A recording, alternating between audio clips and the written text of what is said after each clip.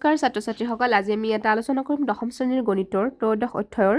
অনুশীলনী 13.1 question number 6ৰ পৰা question number 9 লৈকে মই গোটেইকেইটা অতি সহজ পদ্ধতিত ভালদৰে কৰি দিছোঁ আশা কৰোঁ তোমালোকে এই ভিডিঅ'টো চোৱাৰ পিছত আৰু বেলেগ ভিডিঅ' চাব নালাগে আৰু তোমালোকলৈ মোৰ পৰা এটা মোষ্ট ৰিকুৱেষ্ট তোমালোকৰ কাৰণে ভিডিঅ'বোৰ কষ্ট কৰি বনোৱা হয় তোমালোকে যদি এতিয়ালৈকে মোৰ চেনেলটো ছাবস্ক্ৰাইব কৰা নাই তেতিয়াহ'লে ছাবস্ক্ৰাইব কৰি ল'ব আৰু ভিডিঅ'বোৰ লাইক কৰিব গতিকে এতিয়া আমি বেছি দেৰি নকৰোঁ আৰু 6 নম্বৰ আলোচনা কৰোঁ এটা ঔষধৰ কেপচুলৰ আকৃতি এটা বেলনৰ দুয়োটা মূৰত দুটা অৰ্ধগোলকৰ লগ লগাই থোৱা সদৃশ মানে দেখিছানে কেপচুলবিলাক এনেকুৱাকৈ দেখিয়ে পাইছা দুটা লগ লাগি থকা যেন লাগে ন গতিকে সম্পূৰ্ণ কেপচুলটোৰ দৈৰ্ঘ্য বোলে 14 মিলিমিটাৰ আৰু ব্যাস হ'ল আৰু ব্যাসটো হৈছে 5 মিলিমিটাৰ গতিকে এই কেপচুলটোৰ পৃষ্ঠফালে নিৰ্ণয় কৰিব লাগে গতিকে একদম ইজি আমি এতিয়া এইটো কৰিম তেতিয়া আমি 6 নম্বৰ কৰিম হয়নে 6 নম্বৰত আমাক হিয়াৰ মানে ইয়াতে আমাক দি থৈ দিছে যে কি দি থৈ দিছে অৰ্ধগোলকৰ ব্যাসটো আমাক কিমান দি থৈ দিছে অৰ্ধগোলকৰ ব্যাস ইকুৱেল টু বেলনৰ ব্যাস কিমান দি থৈ দিছে 5 মিলিমিটাৰ ওকে ব্যাসাৰ্ধ কিমান দি থৈ দিছে আমাক কিমান দি থৈ দিছে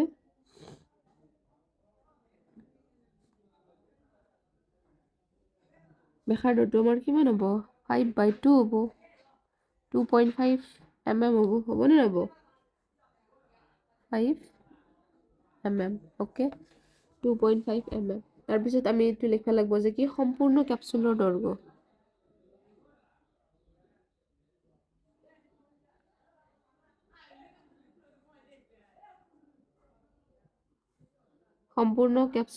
কিমান হ'ব আমাৰ 14 mm সম্পূৰ্ণ কেপচুলৰ দৈৰ্ঘ্য কিমান হ'ব 14 mm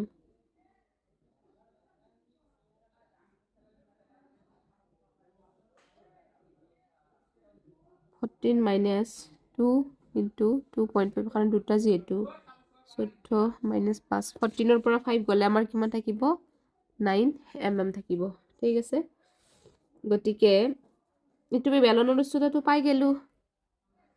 আমাক গোটেই কেপচুলটোৰ কি লাগে আমাক পৃষ্ঠকালি লাগেনে কেপচুলটোৰ পৃষ্ঠকালি ইকুৱেল টু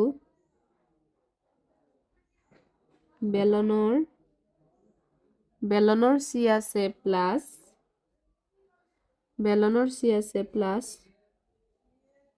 2 into অৰ্ধগোলকৰ চি আছে হয়নে নাই প্লাছ অৰ্ধগোলকৰ চি আছিল গতিকে আমাৰ বেলনৰ চি আছে সেইটো আছিল 2 pi R H plus 2 into অৰ্ধগোলকৰ চি আছে 2 পাই আৰ স্কুৱাৰ বুজি পাইছা ইয়ালৈকে গতিকে ইয়াৰ 2 পাই আৰ কমন ল'ব আৰু ব্ৰেকেটৰ ভিতৰত থাকিব আমাৰ এইচ প্লাছ 2r গতিকে 2 into ন পাইৰ মান কিমান হ'ব আমাৰ পাইৰ মান 7/22 ঠিক আছে 7/22 into 2.5 2.5 মানে মানকেইটা পুট কৰি গৈছো আৰু এইচৰ মান 9 into 2 আৰৰ মান কিমান আছে 9 প্লাছ হ'ব এইটো 9 প্লাছ 2 into 2.5 9 plus 2 into 2.5 গতিকে এতিয়া আমাৰ মেইন মানখিনি কিমান হ'ব 2 into 22/7 into 25/10 into 14 এতিয়া যদি মই কাটাকাটি কৰোঁ এইকেইটা কিমান যাব আমাৰ 5 যাব 5 5 গুণ 25 5 2 গুণ 10 এই 2 যাব আমাৰ কিমান বাজ যাব 2 14 যাব আমাৰ 2 7 গুণ 14 এই 7 আৰু এই 7 কেঞ্চেল যাব ওপৰত 22 into 25 থাকিল হয়নে গতিকে এইকেইটা পূৰণ কৰিলে আমাৰ কিমান হ'ব 220 mm স্কুৱাৰ এইটো এনসাৰ বুজি পাইছা নে তোমালোক এতিয়া আমাক 7 নম্বৰটোত কি দিছে আমি 7 নম্বৰটোত কৈছে যে এটা তম্বু আকৃতিৰ এটা বেলনৰ ওপৰত এটা শংকুৰ মধ্যচেৰে আবৃত যদি বেলন অংশৰ উচ্চতা আৰু ব্যাস ক্ৰমে 2.1 আৰু 4 মিটাৰ আৰু ওপৰ অংশৰ হেলনীয়া উচ্চতা 2.8 মিটাৰ তেনে তম্বুটো সজাতে ব্যৱহাৰ হোৱা ডাঠ কাপোৰৰ কালি উলিওৱা প্ৰতি বৰ্গমিটাৰ ডাঠ কাপোৰৰ মূল্য 500 টকা হ'লে তম্বুটোৰ কাপোৰৰ খৰচ নিৰ্ণয় কৰা মন কৰিবা যে তম্বুৰ ভূমি ডাঠ কাপোৰেৰে আবৃত নহয় আৰু সেইখিনি নহয় গতিকে এতিয়া আমাক প্ৰশ্নত কি কৈছে আমি ছবিটো আঁকি ল'ম ন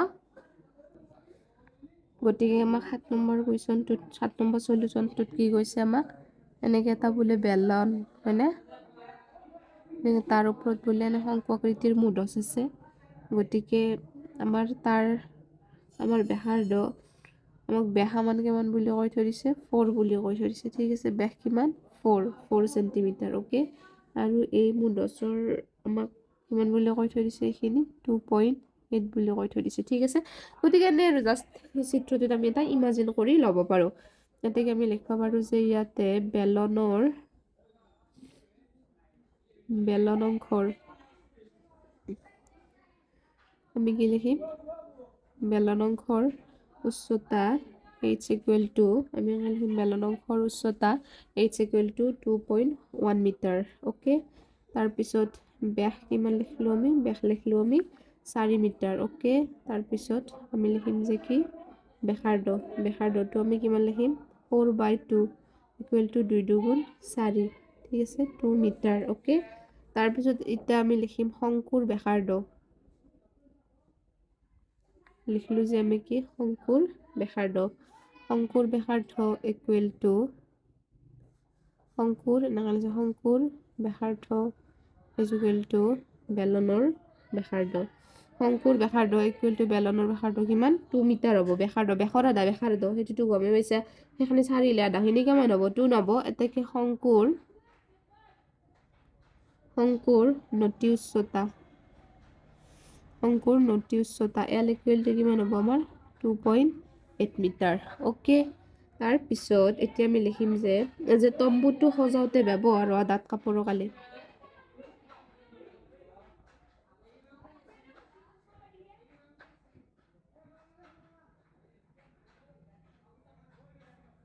শংকুটো সজাওতে ব্যৱহাৰ হোৱা শংকুটো সজাওতে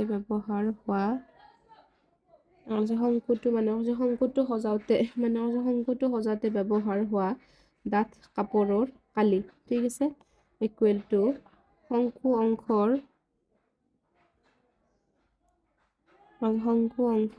C আছে প্লাস বেলন অংশৰ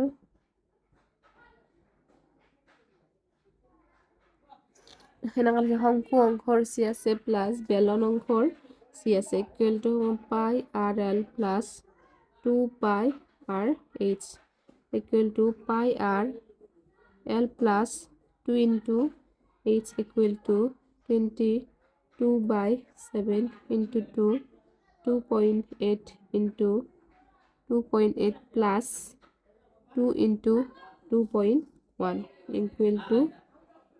22/7 into 2.8 plus 4.2 equal to 44/7 into 7 cancel হল equal to 44 মিটাৰ স্কয়াৰ এতিয়া আমি লিখব লাগব যে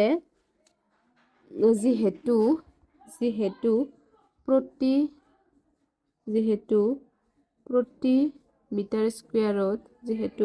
মিটাৰ স্কয়াৰত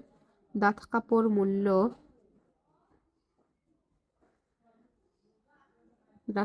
মূল্য কিমান আছিল আমাৰ 500 টকা ডাঠ কাপোৰৰ মূল্য কিমান 500 টকা হয়নে এতেকে 44 মিটাৰ স্কয়াৰত কাপোৰৰ মূল্য কিমান হ'ব আমাৰ 44 into 500 গতিকে 44 আৰু 500 পৰা ক'লে কিমান হ'ব আমাৰ ইমান টকা বুজি পাইছা নে নাই এইটো এনসাৰ ইয়াৰ পিছত আমি এবাৰ চাম 8 নম্বৰটো আমাক কি কৈছে যে 24 সেন্টিমিটাৰ উচ্চতা আৰু 14 সেন্টিমিটাৰ ব্যাস বিশিষ্ট এটা গোটা বেলনৰ পৰা একে উচ্চতাৰ আৰু ব্যাসৰ শংকু আকৃতিৰ খোলা খুলি উলিওৱা হ'ল অৱশিষ্ট গোটা বস্তুটোৰ পৃষ্ঠকালি বৰ্গ সেন্টিমিটাৰ শুদ্ধমানত নিৰ্ণয় কৰা ঠিক আছে গতিকে আমাক কি কৈছে এই 14 নম্বৰটোত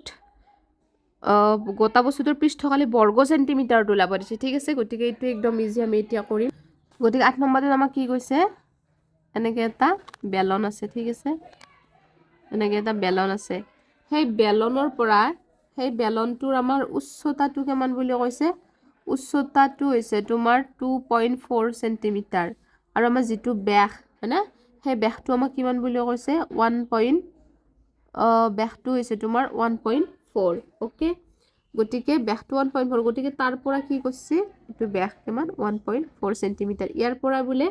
এনেকে বোলে এটা বোলে শংকু আকৃতিৰ বোলে হোল কাটি উলিয়াইছে ঠিক আছে হলি এই বাকি যিখিনি ৰৈছে সেইখিনি আমাক এই বস্তুখিনিৰ মানে পৃষ্ঠকালি নিৰ্ণয় কৰিব দিছে ঠিক আছে গতিকে আমি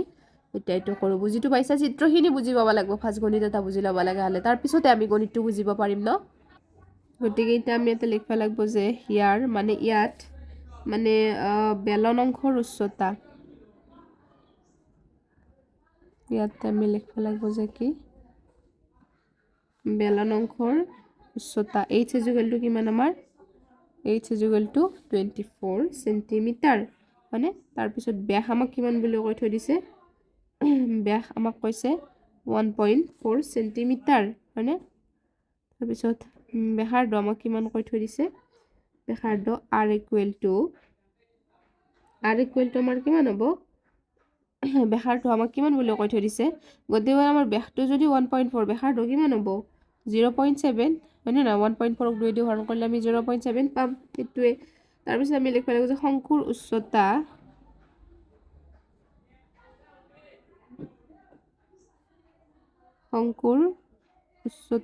শংকুৰ সদায় উচ্চতা আৰু ব্যাসাৰ্ধ কি সমান ঠিক আছে সমান এতেকে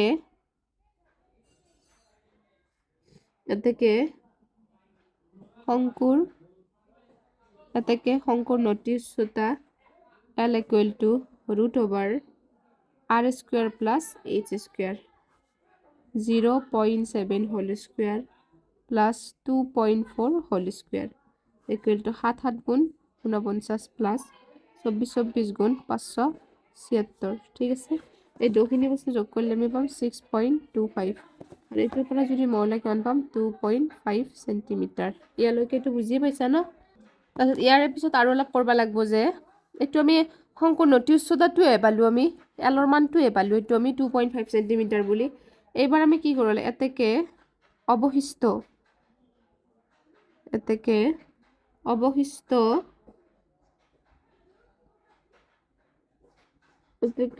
অৱশিষ্ট বস্তুটোৰ পৃষ্ঠকালি মানে সেই বাকিৰ যিখিনি ৰৈ গৈছে সেইখিনি বস্তুৰ পৃষ্ঠকালি ন পৃষ্ঠকালি = কিমান লিখব লাগিব আমি বেলনৰ c আছে প্লাস শংকুৰ c আছে প্লাস বেলনৰ এটা তলৰ কালি বেলনৰ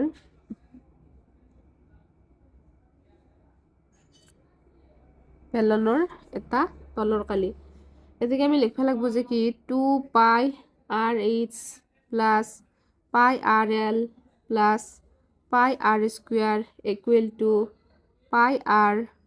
2h plus l plus r = মানে পাইৰ মান 22/7 ইনটু rৰ মান 0.7 ইনটু ব্ৰেকেটৰ ভিতৰত 2 ইনটু 2.4 প্লাস এলৰ মান আমি কিমান পাইছো মানে মানবিলাক বহাই দি গৈছো আৰু এইখিনিতো বুজিয়ে পোৱা ন ক্যালকুলেশন বিলাক 2.5 প্লাস 0.7 গতিকে এইটো হ'ব আমাৰ 22/7 ইনটু 0.2 উঠিছো কাৰণ তলত 10 হৈছে আৰু ভিতৰখিনি যদি মই ক্যালকুলেশন কৰো এইটো আৰু এইটো পূৰণ কৰিলে পাম 4.8 2.5 প্লাস 0.7 ইমান হল গতিকে এতিয়া আমাৰ কিমান হ'ব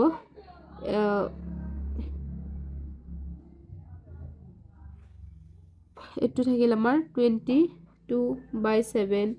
ইনটু 7/10 ইনটু আৰু গোটেইখিনি আমি যোগ কৰিলে কিমান পাম আমি 8 পাম ঠিক আছে গতিকে আমাৰ 2 গমে পইছা এই 7 আৰু এই 7 আমাৰ কেনসেল যাব হয়নে যাব 2 দি কৰিলে কিমান হ'ব আমাৰ 2 5 গুণ 10 2 11 গুণ 22 ওপৰত থাকিল আমাৰ 11 আৰু 11 8 গুণ 88 আৰু তলত থাকিল আমাৰ 5 ঠিক আছে 5 এৰ যদি মই 88 ক যদি মই হৰণ কৰি কিমান পাও 17.6 যেটুক মই প্ৰায় 18 বুলি লিখিব পাৰো গতিকে 18 সেন্টিমিটাৰ স্কয়াৰ এইটো এনসাৰ বুজি পাইছা তোমালোক একদম ইজি ইয়াৰ পিছত আমি আলোচনা কৰিম লাষ্ট কুৱেশ্যন নম্বৰ 9 গতিকে ইবাৰ 9ত আমাক চিত্ৰটো কাষত দিয়ে থৈ দিছে ন চিত্ৰ 13.11ত দেখুৱাৰ দৰে এটা গোটা বেলনৰ পৰা দুয়োটা মূৰৰ পৰা অৰ্ধগোলক আকৃতিত কাটি এটা কাঠৰ বস্তু বনোৱা হ'ল যদি বেলনৰ উচ্চতা যদি 10 সেন্টিমিটাৰ আৰু ভূমি ব্যাসাৰ্ধ যদি 3.5 তেন্তে মূল বস্তুটোৰ মুঠ পৃষ্ঠকালি নিৰ্ণয় কৰা একদম ইজি গতিকে এতিয়া আছা কি চিত্ৰটোতো আমাক কিতাপত দিয়াই আছে ন সেইটো কোনো আমাৰ সেই কৰিব লগা নাই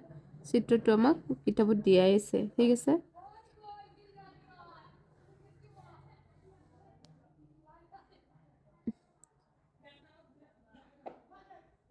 চিত্ৰটো আমাক এনেকৈ কিতাপত দিয়াই আছে গতিকে ইয়াৰ আমাক ব্যাস আমাক কিমান বুলি কৈছে 3.5 সৰি ব্যাসাৰ্ধ আমাক কিমান বুলি কৈছে 3.5 ওকে আৰু আমাৰ উচ্চতাটো আমাক কিমান বুলি কৈছে আমাক উচ্চতাটো 10 সেন্টিমিটাৰ বুলি কৈছে গতিকে এতিয়া আমি ইয়াতে লিখিম যে ইয়াৰ মানে ইয়াত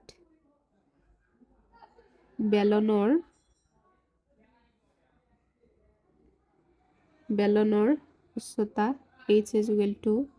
10 সেন্টিমিটাৰ ন উচ্চতা ইমান আৰু ব্যাসাৰ্ধ আঠটো আমাক কিমান বুলি কৈছে 3.5 সেন্টিমিটাৰ বুলি কৈছে ন তাৰপিছত অৰ্ধগোলকৰ ব্যাসাৰ্ধ আমাক কিমান বুলি কৈছে অৰ্ধগোলকৰ ব্যাসাৰ্ধ equal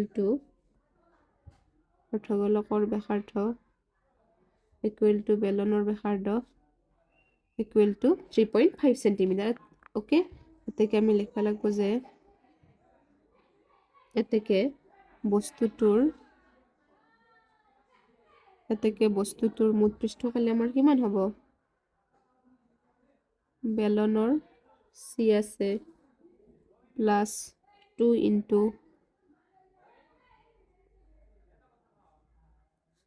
into অৰ্ধগোলকৰ 2 into অৰ্ধগোলকৰ c আছে তাকে 2 pi rh plus 2 into কিমান হ'ব আমাৰ 2 into 2 pi r square ঠিক আছে গতিকে ইয়াৰ পৰা মই কি কমন ল'ব পাৰো 2 pi r কমন ল'ব পাৰো নহলে মোৰ ব্ৰেকেটৰ ভিতৰে কিমান থাকিব h plus 2 r থাকিব হয়নে নাই গতিকে এতিয়া মই অনলি মানকেইটা পুট কৰি ল'ল 2 into pi ৰ মান 7/22 r ৰ মান আমি কিমান পাইছো 3.5 ওকে h ৰ মান পাইছো 10 plus 2 into r ৰ মান আমি কিমান পাইছো 3.5 পাইছো এটাকে 2 into 22/7 into 3.5 টুক মই 35/10 বুলি লিখব পাৰো নে নৰো কচোন পাৰো গতিকে ইয়াতে আমাৰ কিমান থাকিল 10 plus 2 into 3.5 মানে আমাৰ 7 ওকে 2 into গতিকে 2 into 22/7 2 into 22/7 into 35/10 into 10 হাতে 17 ঠিক আছে গতিকে এতিয়া আমি এখিনি কটাকটি কৰিব লাগে কটাকটি আমি কেনেকৈ কৰিম মিতে কটাকটি কৰিলে হল যে এই 7 এৰে 35ক 5 বাজাব 7 5 গুণ 35 এই 5 এৰে কি বাজাব আমাৰ 2 বাজাব 5 2 গুণ 10 আৰু এই 2 কেনসেল যাব ঠিক আছে ওপৰত থাকিল আমাৰ 22 আৰু 17 পূৰণ কৰিলে কিমান হ'ব 374 সেন্টিমিটাৰ স্কয়াৰ এইটো এনসাৰ বুজি পাইছে তোমালোক গতিকে ভিডিওটো আজিলৈকে ইমানখিনিয়ে আছিল আশা কৰোঁ তোমালোকে ভাল পালে আৰু যদি ভাল পালে তেনে লাইক এটা কৰি দিব আৰু চেনেলটো সাবস্ক্ৰাইব কৰিব থ্যাংক ইউ